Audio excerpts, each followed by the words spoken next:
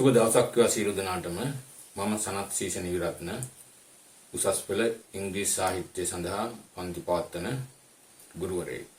උසස් පෙළ ඉංග්‍රීසි සාහිත්‍ය පමණක් නෙමේ ශ්‍රී ජයවර්ධනපුර විශ්වවිද්‍යාලයේ BA in English බාහිර උපාධි සඳහා මම පන්ති පවත්වනවා. මම මේ වීඩියෝ එකෙන් කතා කරන්නේ 2025 සාමාන්‍ය පෙළ පෙනී සිටි දරුවන්ට. ඒ කියන්නේ මේ ඊවතාවේ සාමාන්‍ය පෙළේ පෙනී සිටි දරුවන්ටත් දරුවන්ගේ දෙමව්පියන්ටත් උසස් පෙළ ඉංග්‍රීසි කියන විෂය, ඒ කියන්නේ විෂයාංක 73 කලා විෂය ධාරාවේ තිබෙන විෂයක්. කලා ක්ෂේත්‍රයේ කලා විෂයන් හදාරන දරුවන්ට නිර්දේශිත විෂයක් තමයි උසස් පෙළ ඉංග්‍රීසි විෂයාංක 73. අපි සාමාන්‍ය ඉංග්‍රීසි ලිටරේචර් කියලා කියනවා. ඉංග්‍රීසි ලිටරේචර් කියලා කිව්වට ඇත්තම වචනේ ඉංග්‍රීසි. හරි. එක පේපර් එකක් තියෙනවා ලිටරේචර්. ලකුණු 100න් ලකුණු 50ක් ලිටරේචර් පේපර් එකටත් අනිත් 50 ලැන්ග්වේජ් පේපර් එකටත් තමයි දෙන්නේ. ඒ කියන්නේ සාහිත්‍යයේ තියෙන 50%යි.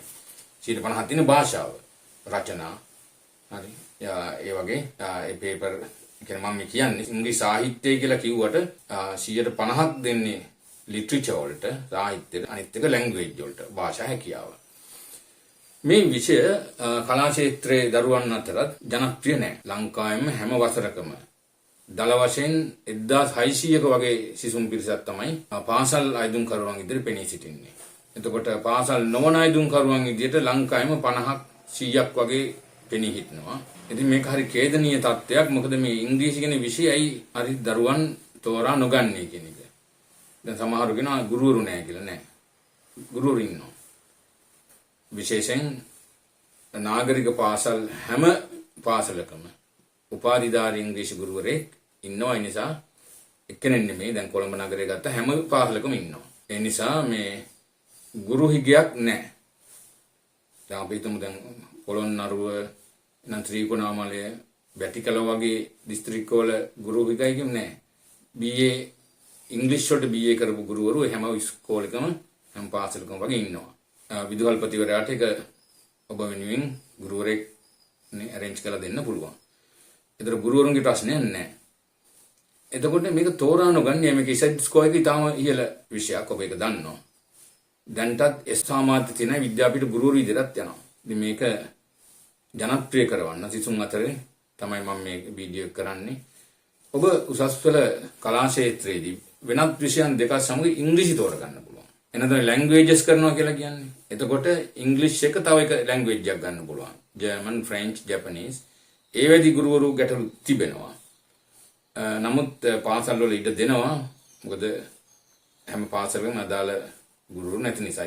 එහෙම නැත්නම් ඔබට පුළුවන් වෙනත් විෂයන් දෙකක්. ඒ කියන්නේ ඔබ කැමති විෂයන් දෙකක් සමග ඉංග්‍රීසි විෂය කරන්න. උදාහරණයක් සිංහල පොලිටිකල් ඉංග්‍රීසි, සිංහල BC ඉංග්‍රීසි, මීඩියා පොලිටිකල් ඉංග්‍රීසි, ඒ වගේ. හරි. එතකොට සමහර ඉංග්‍රීසි කියවම හිතනවා ජෙනරල් ඉංග්‍රීසි කියලා. නෑ. මේ ඉංග්‍රීසි එකේ සිලබස් එකක් තියෙනවා. හරි. ජෙනරල් ඉංග්‍රීසි වල එහෙම එකක් නෙමෙයි තියෙන එක.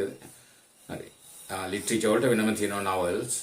novels ඔබ කරන්න ඕන අනිවාර්යෙන්. novels දෙකක් කරන්න ඕන, drama දෙකක් කරන්න ඕන. ෂේක්ස්පියර්ගේ ඔතෙලෝ නේ. ටෙනිසී විලියම්ස් ද ග්ලාස් මැනේජර්, ඒවා ඩ්‍රාමාස්. හරි. ඒ වගේ පොයට්‍රි තියෙනවා. ඒවා හදාරන්න ඕනේ. ඒවා සමහරව හිතනවා මේක අමාරු නෑ, ඒක කරලා බලන්න ඕන. හරි. ඉතින් මම කියන්නේ 2026 දරුවෝ තව ඉස්කෝලේ ගිහිල්ලා නැහැනේ. පාසල් වලට තව ගියෙත් නැහැනේ. ඒ නිසා මාසයක් දෙකක් මේක කරලා බලමු. හරි. දන්න අයට පණිවිඩය කියන්න. මම උදේවරු පන්තියක් ආරම්භ කරනවා මේ විෂය ජනප්‍රිය කරවන්න. ඉතින් ඔබ මේ පන්තියට සහභාගීලා බලන්න මේක කරන්න පුළුවන්ද කියලා. බැරි දෙයක් නැහැ. nothing impossible. නැහැක්කක් නොමත. O level literature කරලා තියෙන්න ඕනේ නැහැ. O level literature කරලා තියෙන්න ඕනේ නැහැ A level කරන්න. හරි. එහෙම නීතියක් නැහැ. හරි. ඊට පස්සේ ඉතින් මේ සඳහා මම පන්ති පවත්වන ආරම්භ කරනවා. ඔබට මේ සඳහා සහභාගී වෙන්න පුළුවන්. තව එකක් කියන්න ඕනේ මේ මම විතරක් නෙමෙයි මේකට පන්ති ගන්න. ලංකාවේ ඉන්නවා හැමතැනම ගුරුවරු, දක්ෂ ගුරුවරු ඉන්නවා. දැන් අවුරුදු 20 30 පන්ති පවත් මේ විෂයටම පන්ති පවත්වන කැපවුණු ගුරුවරු ඉන්නවා. ඒකෙන් මම කියන්නේ මේ ටියුෂන් පන්ති වල හිගේකුත් නැහැ. මගේම එන්න ඕන කියලා කන්නේ. ඔබේ ප්‍රදේශයේ එම ගුරු භාවතෙක් හරි එහෙම නැත්නම් ගුරුතුමියක් හරි ඉන්නවනම් එයත් එක්ක සාකච්ඡා කරගෙන ඒ පන්ති වලට යන්නේ. ඒක කිසි ගැටලුවක් මම මේ කියන්නේ මේ විෂය ප්‍රොමෝට් කරගන්නවා අපි. ආර්ට්ස් කරන ළමයින්ගෙන් ලංකාව අඩුම තරමේ 10000ක්වත් ඉංග්‍රීසි කරන ළමයි බවට පත් වුණා. එයාට අඩුම තරමින් මේ රැකියාවට යන්න හරි ඉංග්‍රීසි හදනවා. අවස්ථා තියෙනවා. හරි. ඉතින් අවුරුදු දෙකක් තියෙනවා මේ සිලබස් එක කරගන්න. ඉතින් අවුරුදු දෙකකදී හොඳ ඉංග්‍රීසි නොලෙජ් එකක් හදාගෙන පාස් වෙන්න පුළුවන් එක්සෑම් එක. එහෙනම් මම කියන මම පටන් ගන්නවා. ඒකට සහභාගී වෙන්න. දිනේ පස්සේ දැනුම් දෙන්න. දැන්ට WhatsApp message එකක් එවන්න. දෙමව්පියන්ටත් කියන්නේ මේ ආර්ට්ස් කරන දරුවන්ට ඉංග්‍රීසි විෂය කරන්න. ඒක කැම්පස් වලත් තියෙනවා ඉංග්‍රීසි කරන්න පුළුවන්. ජයවර්ධනපුර, කැලණිය, පේරාදෙණිය හැම එකෙම අවස්ථා තියෙනවා. ඊට පස්සේ එන්න නම් බාහිර ඉංග්‍රීසි ඩිග්‍රී තියෙනවා කරන්න. ජයවර්ධනපුර කැම්පස් එකේ තියෙනවා. කැලණියෙත් ඉංග්‍රීසි විෂයක් විතර කරන්න පුළුවන්. ඒ කියන්නේ අනිත් විෂයන් හොඳ නැහැ කියන එක මෙතනින් මම අදහස් කරන්නේ නැහැ. හැම විෂයක්ම එක හා සමානව වටිනවා. නමුත් ඉංග්‍රීසි වල වටිනාකම වැඩි කෙනෙක් කියන්නේ. හරි. ඒ නිසා ඔබ විෂය හදාරන්න පුළුවන්ද කියලා බලන්න. මාත් සමග එකතු වෙන්න. මෙතන මම විතරක් කියලා කියන්නේ තව ටියුෂන් ගුරුවරු වුණ තරම් ඉන්නවා. මගෙන් අහුවොත් මම ඒ ප්‍රදේශවල අයගේ විස්තර පව දෙන්නම්. කොළඹ හවල් සර් ඉන්නවා, හවල් මිස් ඉන්නවා, නෝර හවල් කෙනා ඉන්නවා. එහෙම නැත්නම් ඔබට හොයලා බලන්නත් පුළුවන් ඒ ප්‍රදේශවල. ඒ නිසා මේ විෂය තෝරගන්න කියන එක තමයි දෙමව්පියන් කියන දරුවෝ දිරිමත් කරන්න. හරි. අපි තිනෝනේ අර උගතමනා ශිල්පේම මතු රැකිනා කියලා. ඉතින් ඒක අපි මෙහෙම හදන්න බලමු මතු රැකිනා ශිල්පේම උගතමනා. ඒ කියන්නේ අනිත් විෂයන් හොඳ නැහැ කියන එක නෙමෙයි.